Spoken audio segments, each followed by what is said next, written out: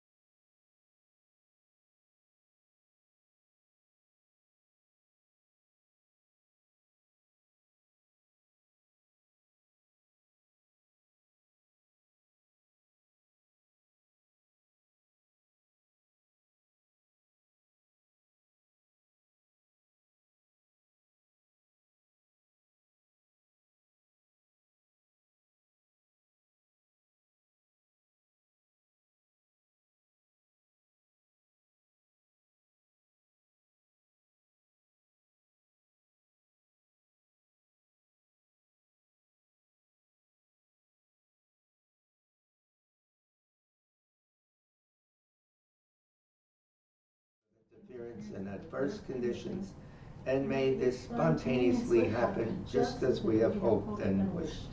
The teachings are the source of benefit and happiness, and when you realize that, you'll be happy to come to Tibet. Heart of Wisdom Sutra. Thus have I heard once, the Blessed One was dwelling in the royal domain of the Vulture Peak Mountain, together with a big gathering of great monks and great bodhisattvas. At that time, the Blessed One entered. The samadhi which examines the Dharma is called profound illumination. And at the same time, noble Avalokiteshvara, the Bodhisattva Mahasattva, looking at the profound practice of transcendent knowledge, saw the five skandhas and their natural emptiness. Then, through the inspiration of the Buddha, Venerable Shariputra said to Avalokiteshvara, how should those noble ones learn who wish to follow the profound practice of transcendent knowledge?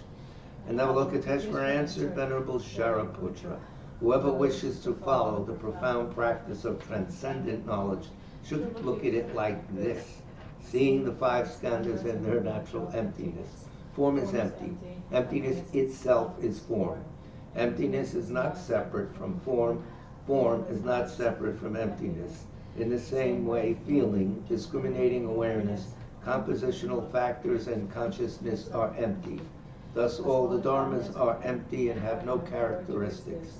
They are unborn and unceasing. They are not impure or pure. They neither decrease nor increase. Therefore, since there is emptiness, there is no form, no feeling, no discriminating awareness, no compositional factors, no consciousness. No eye, no ear, no nose, no tongue, no body, no mind, no appearance, no sound, no smell, no taste, no sensation, no objects of mind, no quality of sight, no quality of hearing, no quality of smelling, no quality of tasting, no quality of sensing, no quality of thought, no quality of mind consciousness. There are no nidanas from ignorance to old age and death, nor their wearing out. There is no suffering, no cause of suffering, no ending of suffering, and no path, no wisdom, no attainment, no non-attainment. Therefore, since there is no attainment, the bodhisattvas abide by means of transcendent knowledge, and since there is no obscurity of mind, they have no fear. They transcend falsity and pass beyond the bounds of sorrow. All the Buddhas who dwell in the past, present, and future, by means of transcendent knowledge, fully and clearly awaken to unsurpassed, true, complete enlightenment. Therefore, the mantra of transcendent knowledge, the mantra of deep insight, the unsurpassed mantra, the unequaled mantra, the mantra which calms all suffering, should be known as truth, for there is no deception. In transcendent knowledge, the mantra is proclaimed, Tayata Om Gate Gate Paragate Parasam Gate Bodhisoha. O Shariputra, this is how Bodhisattva Mahasattva should learn profound transcendent knowledge. Then the Blessed One arose from that samadhi and praised the Bodhisattva Mahasattva Avalokiteshvara, saying, Good, good, O son of noble family, profound, transcendent knowledge should be practiced just as you have taught, and the Tathagatas will rejoice. When the Blessed One had said this, Shariputra and Avalokiteshvara, that whole gathering in the world with its gods, humans, asuras, and Gandharvas, their hearts full of joy, praised the words of the Blessed One. Generating bodhicitta prayer, we say the verses 3 times. With the wish to free all beings, I shall always go for refuge to the Buddha, Dharma, and Sangha until I reach full enlightenment. Inspired by wisdom and compassion, today in the Buddha's presence, I generate the mind intent on full awakening for the benefit of all sentient beings. As long as space endures, as long as sentient beings remain, until then may I too remain to dispel the miseries of the world. With the wish to free all beings, I shall always go for refuge to the Buddha, Dharma, and Sangha until I reach full enlightenment. Inspired by wisdom and compassion, today in the Buddha's presence, I generate the mind intent on full awakening for the benefit of all sentient beings. As long as space endures, as long as sentient beings remain, until then may I too remain to dispel the miseries of the world. With the wish to free all beings, I shall always go for refuge to the Buddha, Dharma, and Sangha until I reach full enlightenment. Inspired by wisdom and compassion, today in the Buddha's presence, I generate the mind intent on full awakening for the benefit of all sentient beings. As long as space endures, as long as sentient beings remain, until then may I too remain to dispel the miseries of the world.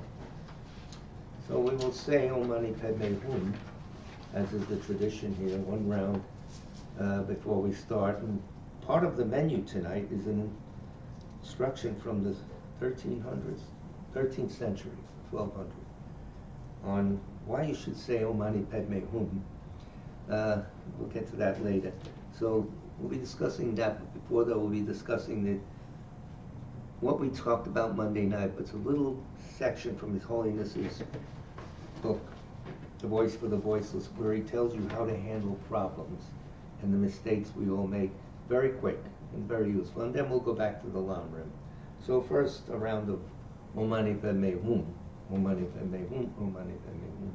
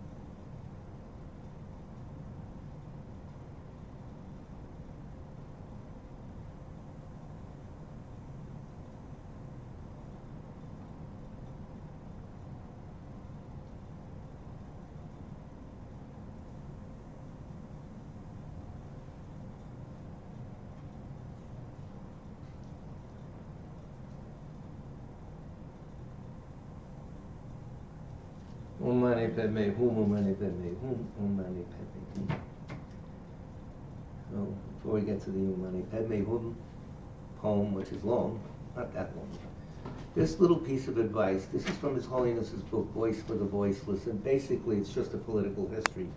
But in the middle of it, he breaks with a few words for those who may not be Buddhists, but they're reading this from maybe a political viewpoint or whatever. Practices I find helpful in the face of suffering. And this particular piece of advice on how to handle tough problems when you're really going nuts and wondering if you're under pressure from this part and that part. This is page 98. He says, second, he's giving different reasons. This is reason number 2. I find it helpful to adopt a wider perspective You get involved in a problem at work or this or that, the whole world is that problem. That's not true. That problem will come and go like everything else. You will come and go. But at that time, this is the whole thing. And you put yourself in a very restrictive position. You put yourself in a frustrating box, a claustrophobic. He's saying something. Helpful to adopt a wider perspective, since our sense of being overwhelmed or powerless often arises from viewing a problem too closely. If you look at your palm up close, you can't see your hand properly. You don't see the expanse, which is always here. By looking too closely, we get fixated and our perspectives narrow. You're limiting your brain power, your reasoning power, coming in too tight, the focus. In contrast, if we can situate the given problem in a larger context, we are then able to appreciate its complexity. The larger context is reality. That's everything. Has beginning, end, causes. Let him explain. You examine its causes, its effects, and interconnections, which are always there. That's dependent arising. Allowing us to choose a course of action that is more in tune with reality and has a greater likelihood of success. The wider perspective also allows us to see any issue within its right proportions, making what previously seemed insurmountable possible to manage. The right proportions or whatever. True. There's a beginning and end, there's a cause, there's conditions that also help the cause, all that. You don't see that when you start worrying and limit your brain power with tension, self-generated tension, stuff like that. That's the voice of your ego. I'm so important, this is a problem with me, this is terrible. The voice of wisdom sees the broad perspective. Hard to do, but you have to train yourself to do it, not impossible. How do you train yourself? You think about these things a little at a time, come back to them, carry this thought along your whole life. It's very relevant. Making what previously seemed insurmountable possible to manage, and to recognize any positive aspects there might be despite what has happened. The embracing of this kind of wider perspective also makes it possible for us to see the opportunities a specific adversity might bring. And he gives his own thing. As I have mentioned, becoming a stateless person brought me closer to reality. He was thrown out of his country. Then what? What do we do? When you are a refugee, there's no room left for ceremony or pretension. He's showing you the good side of it. Had I remained in Lhasa as the theocratic ruler of an independent Tibet, imprisoned what might be a golden cage as the Dalai Lama, today I might be quite a different person. Being outside my homeland as a refugee has allowed me to meet with people from so many diverse backgrounds and walks of life. From fellow spiritual seekers to scientists, from activists to political leaders, from artists to engineers. I particularly cherish the privilege I've had to establish friendship and engage in deep conversations with scientists. So he argues, my own Tibetan Buddhist tradition has gained a lot from being in exile. And he mentions that he started the Geshe-ma degree, etc. But that's reality. When we focus in too tight, this is the only thing that's a big problem, etc. 10 days later, you forgot it. It's gone. Everything is in and out. Everything is moment, moment, moment. Bring that to bear. Of course, you don't ignore the problem, especially something that might affect your job, your health, your safety. But you look at it with a calmer mind and you have more tools when your mind is calm. That's all. That's helpful, that's practical. Now, ladies and gentlemen, we'll go back in time. There's a fellow named Guru Chukchi Wangchuk. And this is from the 1200s, 1202 to 12, something like that, as dates. And this is, he says, as his intro to the poems, here is the Mani that exposes the hidden faults and failings. Some advice given by Chuchi Wangchuk to Paljo Tokchen Chapchol and all the spiritual children, way back when. He's using why, when you are in a bind, you're being hypocritical in your practice, stop and just say the Mani. How does that help? It helps because, first of all, you're not getting anywhere. You're in a bind. The ego's trying to run the spiritual practice. That seems to be a theme lately. It's true. So he's saying, recite the mani. You'll get merit. You'll have more strength and ability to go back to your study. So this is a series of about 20, 25, 3-line verses, a lot, yeah, about 25. So don't get bored. It's very, very practical. He's pointing out all his faults. When you do this, it's useless. Say the mani. When you do that, say the mani. He doesn't mean that forever. But he means you reach an impasse, stop, recite the mani.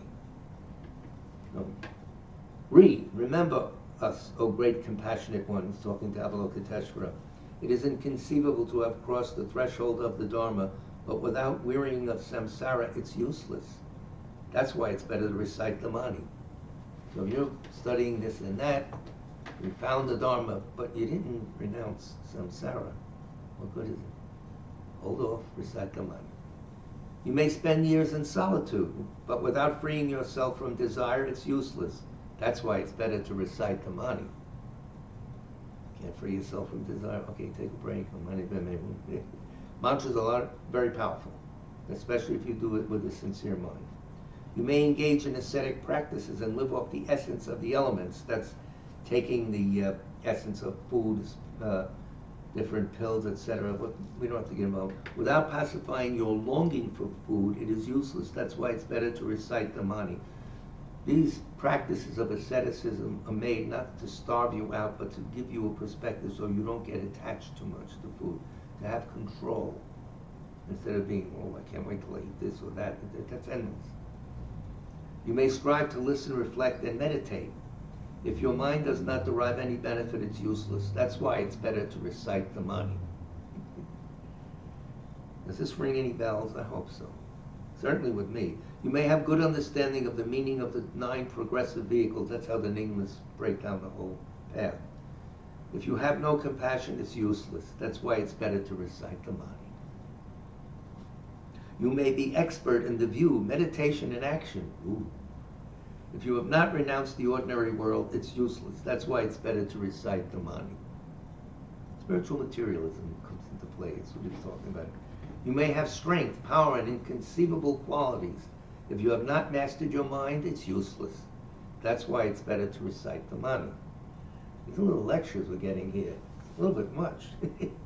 You may be able to embellish the philosophical doctrines with words. If it's the words that interest you, it's useless. That's why it's better to recite the mani. You may live constantly in remote places. If you do not renounce activities, it's useless. That's why it's better to recite the mani. You can live in remote places and you're just cruising the internet all the time. That's not any good. The reason to go in remote places is to watch the mind more carefully. You may renounce companionship and be celibate. If you do not abandon distractions, it's useless. That's why it's better to recite the mani. Being celibate, all these practices are so that you don't get bogged down in the world, but focus with the mental development. You may understand the meaning of the great perfection, Dzogchen he's talking about. If your thoughts are not liberated, it's useless. That's why it's better to recite the mani. Thoughts being liberated is a technical term in Dzogchen. I'm not qualified to discuss it, but you can find the definition of that in a lot of different Dzogchen books. You may well understand the meaning of the equality of self and others. If it's only pretense, it's useless. That's why it's better to recite the mani. You may have always stayed with your master. If you did not acquire his qualities, it's useless. That's why it's better to recite the mani. You may have received many initiations. If your mind doesn't mature, it's useless. That's why it's better to recite the mani. I think this rings a bell for a lot of people collecting initiations. Did you really mature your mind? What's going on? Take a break. Give yourself some practice of reciting Om Mani Padme Hum with a compassionate intention. See what happens. Do this and see what happens. That's Buddhism. It doesn't say you got to do this, you got to do that, do that. Try this and let me know what happens. It's practical. You may have had thousands of pith instructions. Without inner experience, it's useless. That's why it's better to recite the Mani. You may have thousands of great teachers. Without serving them, it's useless. That's why it's better to recite the Mani. You may have spent eons listening to the Dharma. Eons. That's how long we wait for the trains here in church. You may have spent eons listening to the Dharma. Without faith, it's useless. That's why it's better to recite the Mani. You may have practiced in many caves. If you have no accomplishment, it's useless. That's why it's better to recite the Mani. Has anyone practiced in caves? Maybe. I don't know. No? Nobody? No. You may claim that you have realized the great perfection. If you still have ordinary dreams, it's useless. That's why it's better to recite the Mani. Ordinary dreams? What is that? And he has a little footnote. As practitioners progress on the path, they gradually become able to know when they are dreaming. It's sometimes called lucid dreaming in the academic world. You know you're dreaming, and then what do? You can direct it.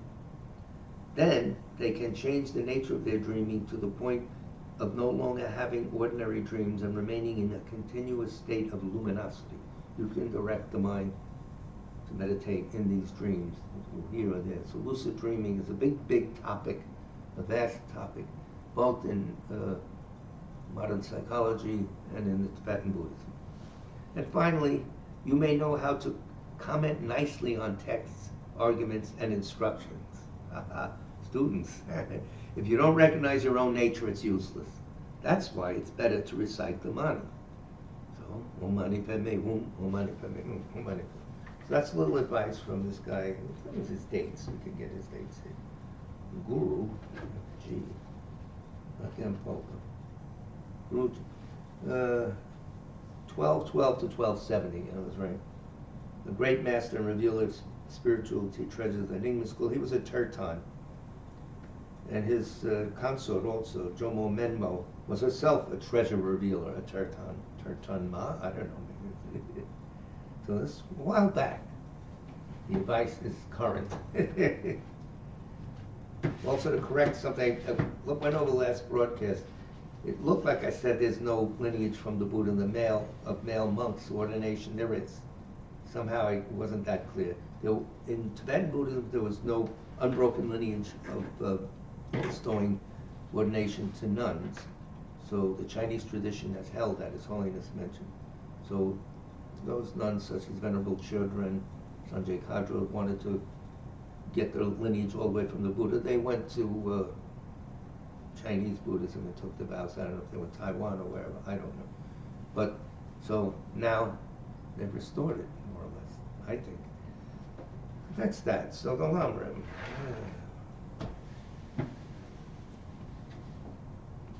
Practicing Nepal.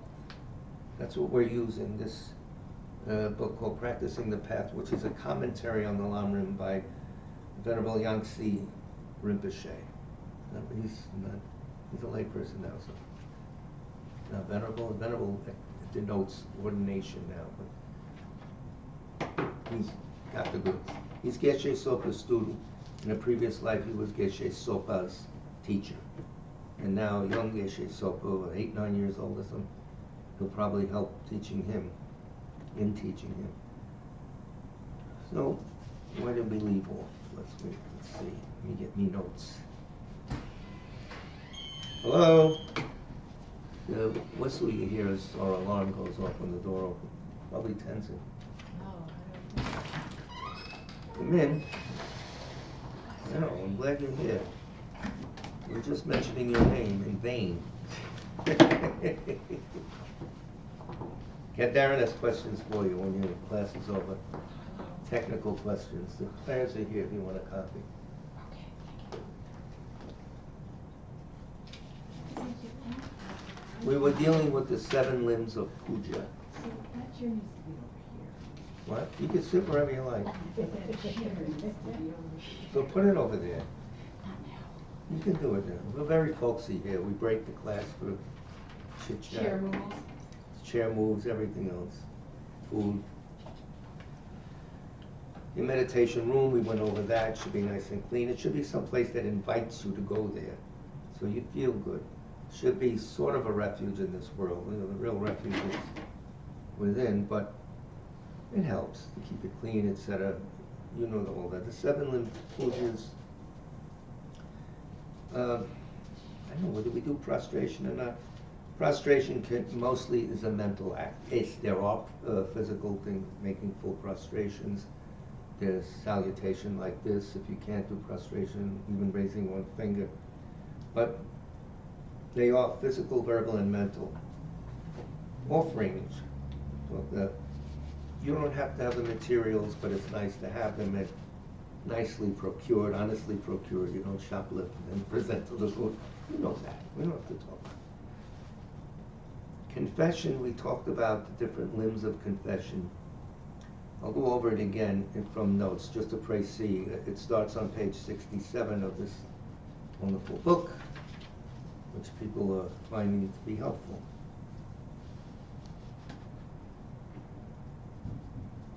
Confession is very important because when we don't have great clairvoyance, we don't know what actions we did in the past, and it can cause a lot of trouble. Things happen in the world, in our lives, as a result of our past actions. Karmic seeds are blooming. We don't know what karmic seeds are going to come up next, what to do. Anything that's negative we want to purify. That's the purpose of confession. It's not to run to someone and tell them what you did. These are omniscient beings, the Buddhas. They already know. So you're just telling yourself, something's not right. My mind is not tranquil. I find it very hard to do certain practices, etc. There must be some trouble deep down. Let me do prostrations, confession, etc. That's how this came about. So it's a little different from the Christian tradition that a lot of people are familiar with. It's to purify our negative karma by 4 opponent powers. They are the basis, which is taking refuge in generating bodhicitta. To counteract the negative actions we have done in relation to holy objects, we take refuge. To counteract the negative objects we've done in relation to other sentient beings, we generate bodhicittas. We repeated this from Monday night. So all of our negative actions are done in relation to either or both of these 2 objects, beings or things, okay? The power of regret, and that's the whole show. If by mistake we were to drink poison, we take an antidote right away. Our regret should follow the same pattern. So he mentions 3 people, someone who's taken the poison and died, someone who's very sick, and someone who nothing happened to yet, but whoa, let me get rid of it. These people, that's common, you know. So regret is very important. The next is the power of the antidote. The antidote purifies effects of negative karmic actions. The best antidotes are meditating on emptiness, or not a great meditator, at least reading about it. The reality we see is not there. It's fake. It's a projection. Meditating on emptiness wakes you up to that fact. Meditating on bodhicitta, that you want to be a Buddha to relieve suffering of others. And meditating on compassion. Other antidotes, recitation of names of 35 Buddhas, prostration, Vajrasattva mantra, etc., and so forth. The 4th opponent power is the power of resolution. I'm not going to do this again, at least for a half hour. So you could do that. That's Chungla Rinpoche. All right, at least maybe a day, or maybe a half hour. Well, we got him down to 10 minutes. Seriously, though, you must make a firm resolution, making the commitment that in the future we'll not do that action again. He says here, even at the cost of our life. Well, it's a serious action, of course. The strength of the resolution or commitment we make is dependent on what? The strength of regret. And this is a big technique in Buddhism. You don't say, I'm never going to do it, I'm never going to. You generate powers that allow you to never do it again. You generate the cause that prevents you from doing it again. The power of regret, the energy of this thought of regret. And what's that? The consequences are not worth. That's it. And how well we are able to keep the commitment of resolution again depends on the quality of our regret. In case you're wondering, and I know you are, staying up night, One sign that you have accumulated heavy negative karma is that you are not easily able to engage in positive actions and dharma activities. You find it hard to be generous, you find it hard not to be selfish and all that. What's going on? Negative karma is bogging you down. It's in there. Like an upset stomach. This is an upset mind. Well, though you may find it difficult to begin such activities, you may experience great resistance and exhaustion when actually doing them. True. If you have experienced something like this, you should persevere in the practice of purification as set forth in the preliminaries of this text. So the preliminaries are very important. The signs that you have successfully purified your negative karma are that your understanding of what you are studying improves, you experience positive changes in your thoughts and actions. The mind gets a little more spacious. You realize after a while that things that used to be bothering me, they still do it, not as much. I'm not freaking out, I'm taking it. A good sign. What's better than that? And it's free. Is that you're healing yourself by reorganizing your outlook towards the world. Throughout all of the preparatory practice, you also maintain the visualization of merit field. This is something like the tantric thing, always meant the Buddha, the followers, the tantric deities, whatever, if you can. The idea is also thinking, these are omniscient beings that know what I'm doing and they will help me. They're always around. I can't see them. I don't have that ability right now. Speaking myself, I don't know about you all. But logic tells you that these beings are there. Don't look into it. Don't accept this. Now, yeah, that's true. They're always, no, that's fine. Why? Why did he say that? Why is Yangtze Rinpoche mentioning it? Question, and that brings back more meaning. In the Vajrayana, if you're a tantric practitioner, all kinds of merit fields all over the place. According to Lamrim, this is page 69 now. In the extensive version of the visualized field of merit, there are 5 main groups. Buddha sits in the center, this, that, and the other. There's different lineages for different deities. It's a merit field visualizations for different deities. Take your pick. You'll get this from your teachers. You go to initiation, they'll tell you how to meditate on the central deity, being inseparable from the this and that, and you'll pick it up. You're not alone is the main thing. You have support. Rejoicing. It's a tough word, because when we think of rejoicing, immediately think of like Ode to Joy of Beethoven or something like that, and you know, let's have a party and all this. It just means being happy that this thing exists. It's a very light feeling, lightness of being, as they used to say. So let's see what he has to say. Our friend and yours, Yangtze Rinpoche. The 4th limb of the 7-limb practice, the limb is a limb of rejoicing. What do I do with the phone? Let's see what time we have. I have to keep on track, otherwise I'll yak until it's too late. Okay, Lama Tsongkhapa has praised the limb of rejoicing, and this is very important, as a practice by which we can accumulate great stores of merit without a great deal of effort. One female yogi, maybe Lachik said, I know a practice you can do lying down. Just relax and admire all the deeds of others, the good deeds done in the world, even by not religious people, but some people who are doing charity work and people helping the sick and all that. You are conditioning your mind, which is the whole thing, whole show, just by admiring this. You're helping yourself a great deal while you relax.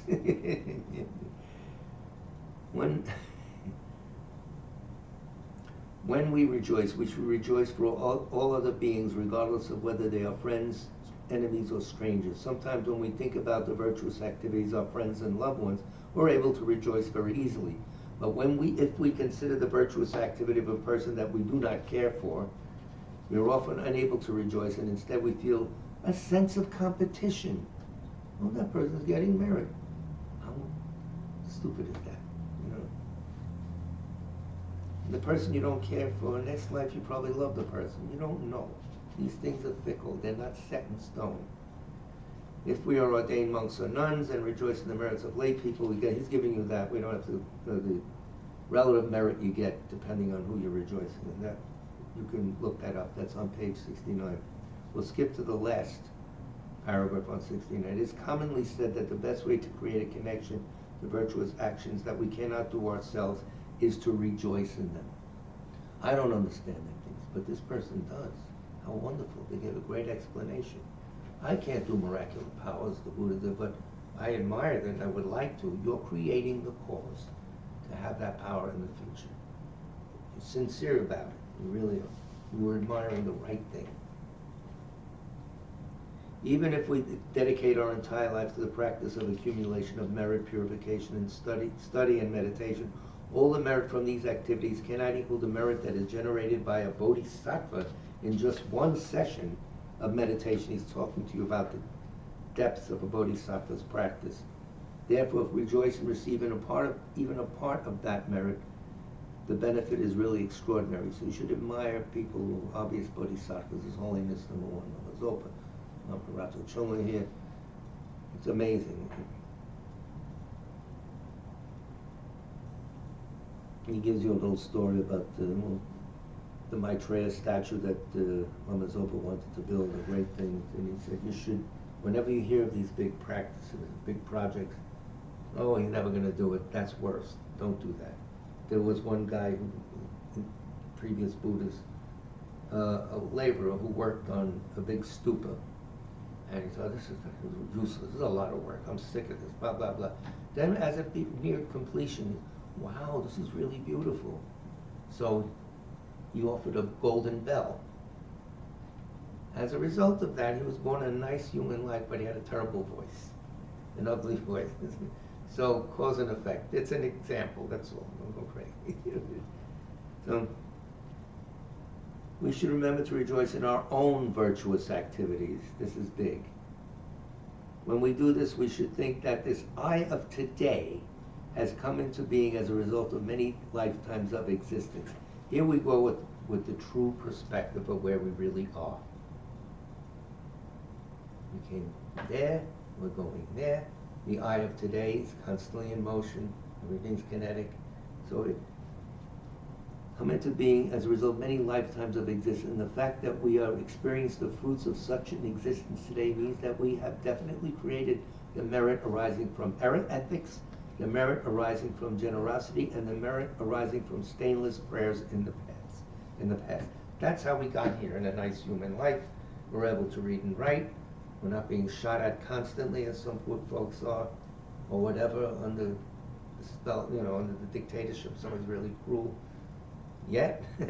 But so that we have to take into consideration. That's an antidote to depression, if nothing else. Problem with depression is it's hopeless. There's reason for hope. Good reason for hope.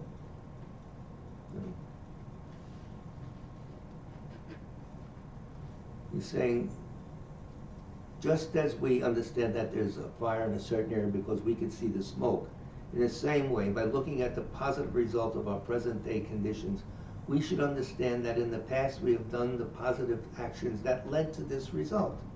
We're not coming from nowhere. The fact that we met the Dharma is a big, big deal. Take advantage of it.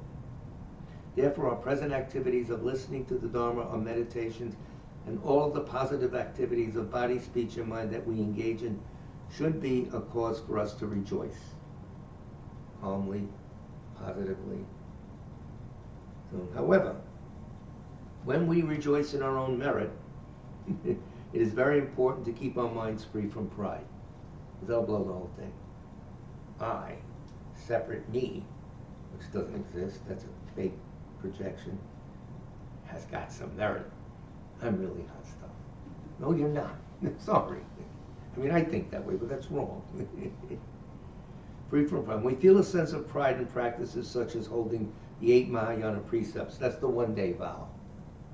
Do this, not do that, this or the other for a day, 24 hours. The individual vows of liberation or ordination, the virtue we create is lessened. Any pride, what's the word? Modulates or diminishes the merit. In relation to that, this is page 71 if you're keeping score at home. Some of you have taken vows of ordination with great determination and courage. After taking vows, you must try not to feel that now that you are ordained, you get to sit in the front and you have achieved something and so forth. Instead, you should try to understand that being a monk or nun is like volunteering to respect other sentient beings and your Dharma friends. Big point. You notice one of the biggest qualities, and everyone, India, New York, everywhere, admired Trungpa Rinpoche, not for his learning, it was great learning, his humility. It's always remarked on, his humbleness, his ordinariness. You must try to be very humble, Ngasi Rinpoche says, without any pride at all, and with wisdom. With wisdom, knowing the reality of the situation, the cosmic reality. Oh yeah, let's use that term. That'll get people. This is very important. If you are able to accomplish this hour by hour, day by day, then you can really rejoice. As ordinary beings, we practice rejoicing by merely admiring and feeling happy about the virtuous activities of others. But if we were bodhisattvas, we would also feel an incredible sense of joy when we rejoiced for sentient beings.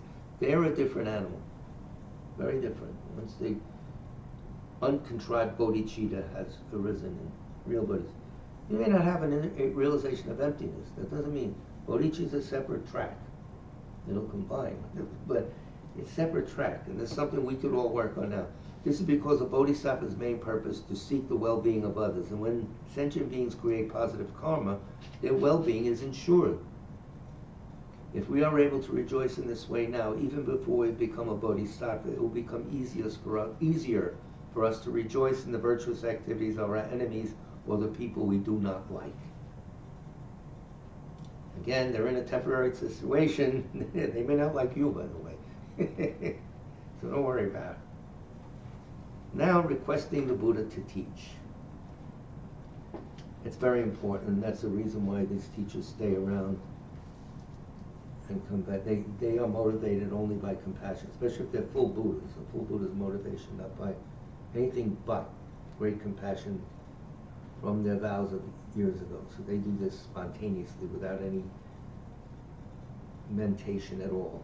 It's just, there's a need, I'm there, in the right form, at the right time.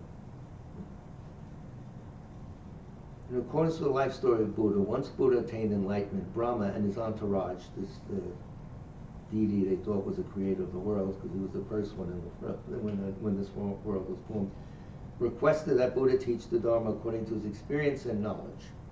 The limb of requesting follows in this tradition. Our request should be made to the Buddhas of the past, present, and future.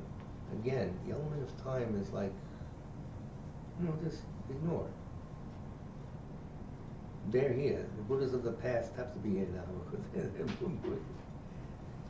Of course, since many requests have already been made to the Buddhas of the past and the present, it is especially important to dedicate strong prayers to all the Buddhas of the future and to those who are attaining enlightenment right now.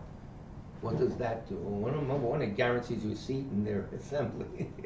And you want to choose your right, the loge or the club closed, full sustaining member, temporary member, whatever. Making a joke, but it's the truth. That's how you get there. You have to create the causes. So let's create the causes. As we make our requests, we should not visualize ourselves, blah, blah, in an ordinary aspect as we are today, but rather in the aspect of Brahma in accordance with the history. You could imagine that you're someone else. Another important thing, because you're creating the causes to be able to emanate bodies in the future. That's how that's done. I wish I could. All the people here who don't have medicine, I wish I could bring it to them. All the people here who don't have learning, I wish I could bring it. Things like that. It is best if we can visualize many replicas of ourselves in the aspect of Brahma in this situation. We'll do that later as replicas of yourself as a Buddha. That's very important also. That gives you the ability to emanate as the needs occur of the others. And request not only the founding Buddha, but also the limitless numbers of holy beings and holy objects to turn the wheel of the Dharma, in other words, to teach the Dharma. I never saw the wheel of the Dharma. Request the Buddhas to remain in the world. When we do long life prayers for someone like His Holiness, etc., we're requesting him to stay here in our field of vision, because we're not high beings that can go to different worlds and take teachings and then come back. Please stay here. Help me, please. Dr. Sharon, you always thank. The sixth limit, the limit requesting Buddha, is not to pass into parinirvana, but to remain in the world. What does it mean to request the Buddha to remain in the world? When a being attains enlightenment, he or she attains the holy bodies of a Buddha, or components of the Buddha entity, you could say, because when you say body, they think, oh, there's fat body, small body, big. No, entity. The Dharmakaya, or truth body, the Sambhogakaya, or enjoyment body, and the Nirmanakaya, or emanation body. The Sambhogakaya is a glorified form that only high-stage bodhisattvas, I think 10-stage bodhisattvas, or 8 and above, I don't know. Well, we can't see the Sambhogakaya, the glorified form, the 32 marks, etc. So what good does that do? So they emanate as ordinary people. The Dalai Lama is a human with hands, feet, and everything. He's a Nirmanakaya, Rinpoche, etc. The Dharmakaya is the ground of reality, the truth body. It's the source of bliss. Everything is, Shoma taught me a little thing to think about before you meditate. Everything is not self-originated. So the Dharmakaya is the source of bliss, something like that. I've forgotten, I wrote it down. Let me think. Shanjata is thought of by great bliss. Great bliss is the effect of the Dharmakaya. To seeing everything's not self-originated. Emptiness, or shunyata, is thought of by great bliss, a blissful mind. What does that indicate? It's the effect of the Dharmakaya. You've hit the Dharmakaya. So that's it. So that's very important. The truth body is a continuum that rests in a state of uninterrupted meditative equipoise.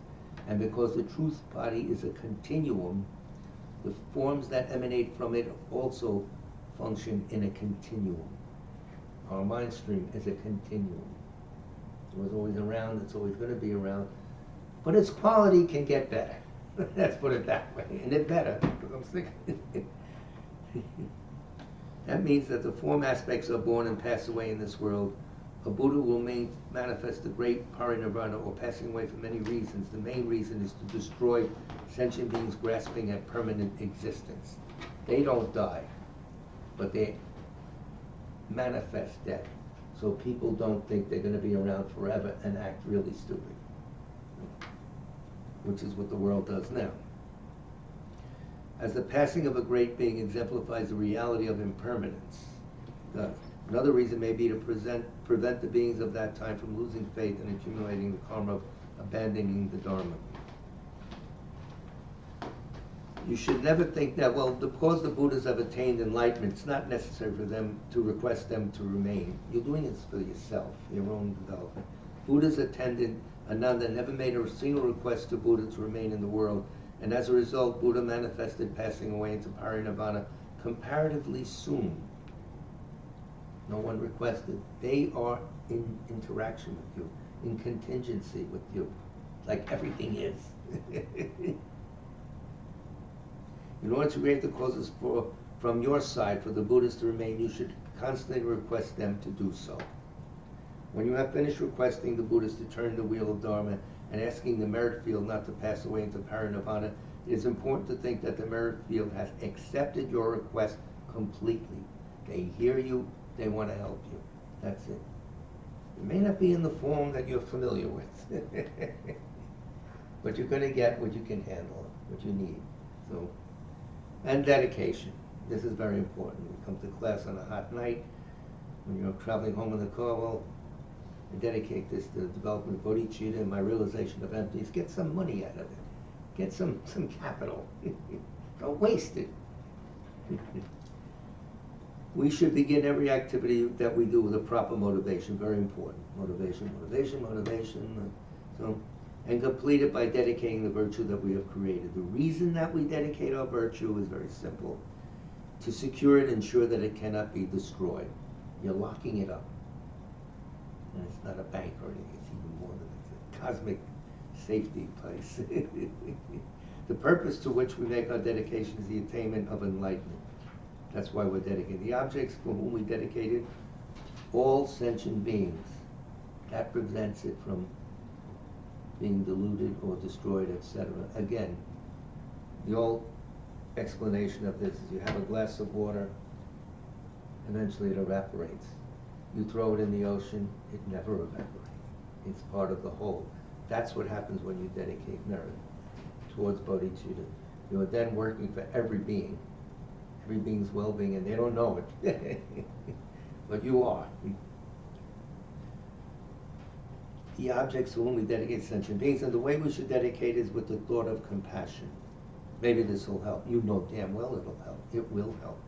The more you study, the more you'll see, without having any great miraculous mind.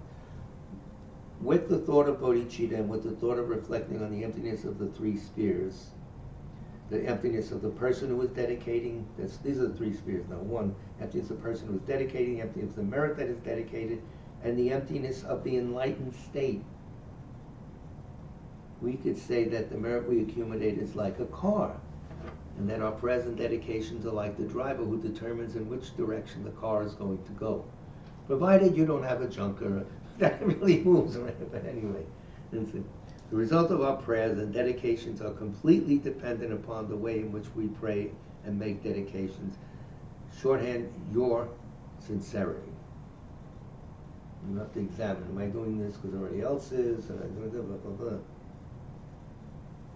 When people make very strong prayers or wishes with negative objectives, like for example Mao Zedong or Hitler, they often experience the results within one lifetime. Conversely, very strong positive prayers, such as those made by His Holiness the Dalai Lama or Mahatma Gandhi, are able to bring about positive results over a long period of time. Everyone does positive stuff, positive results.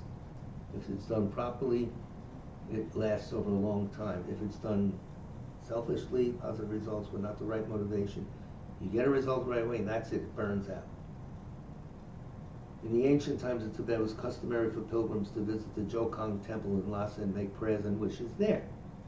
The people from Lhasa were very well trained to make long, extensive prayers for the Dharma, for the Buddhist, for sentient beings. They were able to list a lot of objectives in their prayers, expressing many things through the words of the prayer with great eloquence.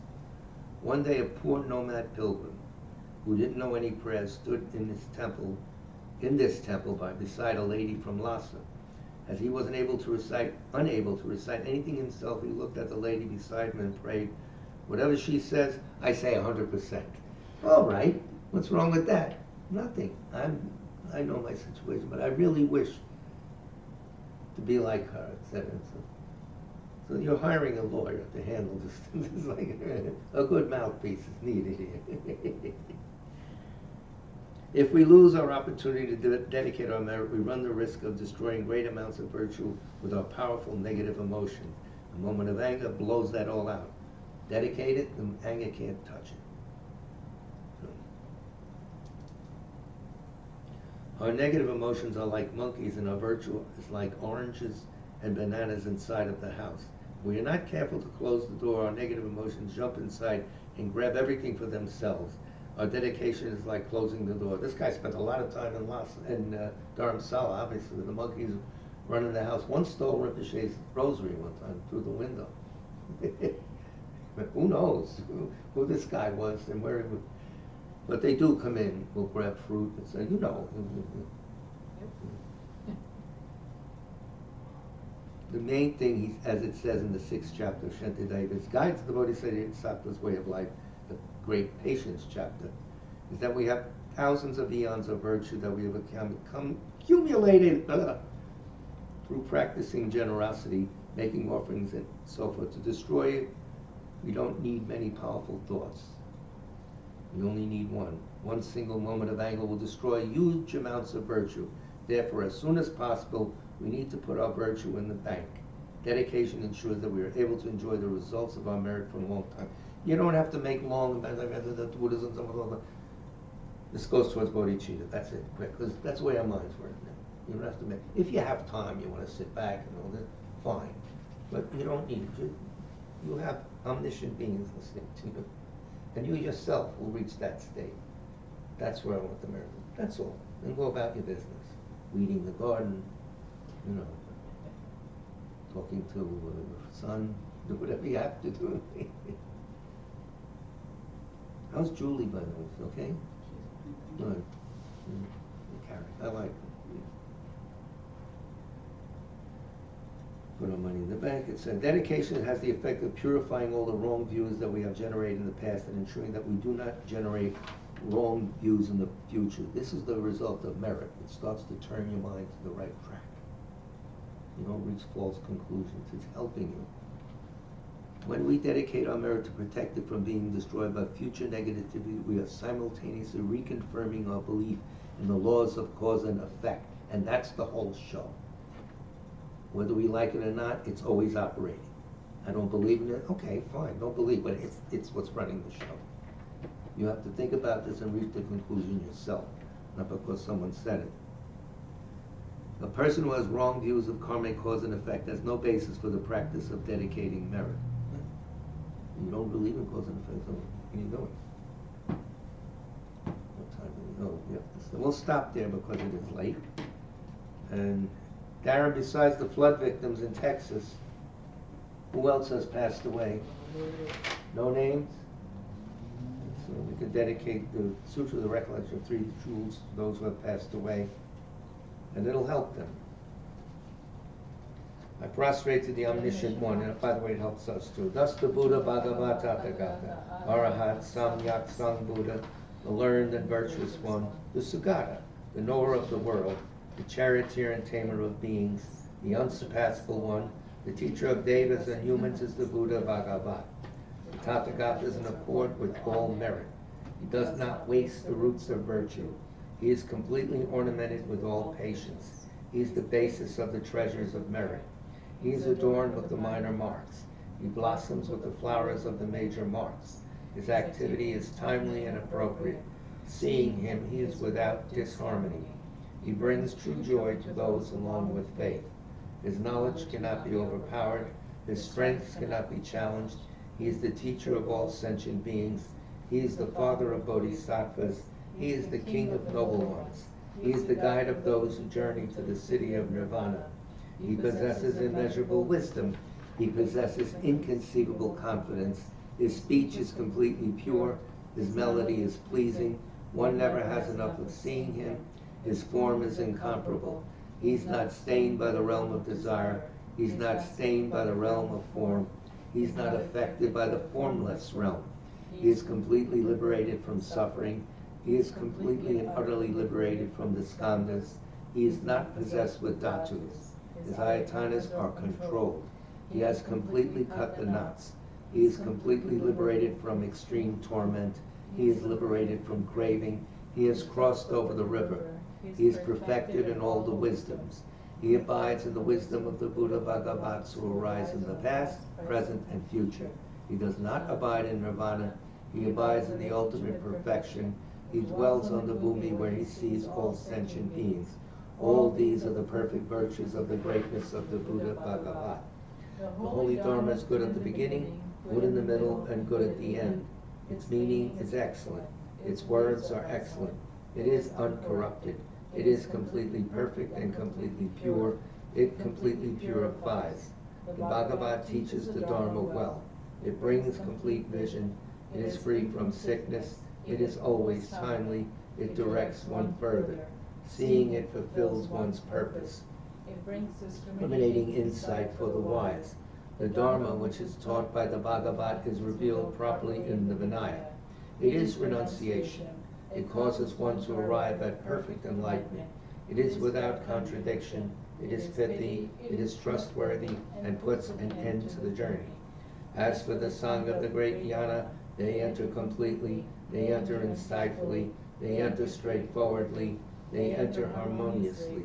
They are worthy of veneration with joined palms. They are worthy of receiving prostration.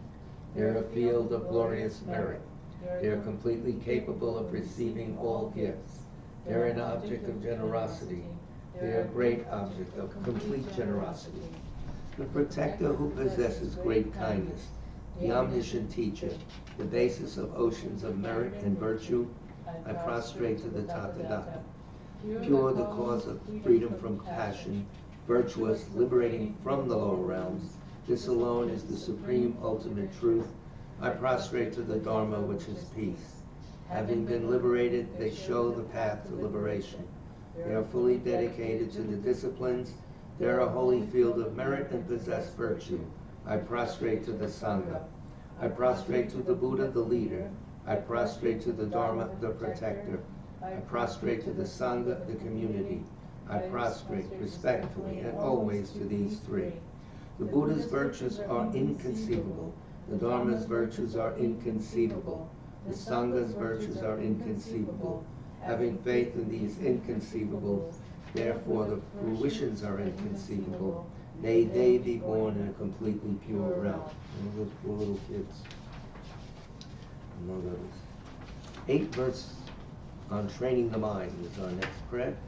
With the determination to accomplish the highest welfare of all sentient beings, who surpass even a wish-granting jewel, I will learn to hold them supremely dear. Whenever I associate with others, I will learn to think of myself as the lowest amongst all, and respectfully hold others to be supreme from the very depths of my heart. In all actions, I will learn to search into my mind, and as soon as a disturbing emotion arises, endangering myself and others, I will firmly face and avert it. I will learn to cherish ill-natured beings and those oppressed by strong misdeeds and sufferings, as if I had found a precious treasure difficult to find. When others out of jealousy treat me badly, with abuse, slander, and so on, I will learn to take all loss and offer the victory to them. When the one whom I have benefited with great hope unreasonably hurts me very badly, I will learn to view that person as an excellent spiritual guide. In short, I will learn to offer to everyone without exception all help and happiness directly and indirectly, and respectfully take upon myself all harm and suffering of my mothers. I will learn to keep all these practices undefiled by the stains of the 8 worldly concerns, and by understanding all phenomena as like illusions, be released from the bondage of attachment. A prayer for swift return of Ratu Chögyam Rinpoche, written by His Holiness. Exalted wisdom of all victors gathered in a drop, sole refuge manifest in the form of the one wearing saffron robes, Guru Lozang Tubuang Dorje Chan. Please bear witness here today that our prayers may be fulfilled.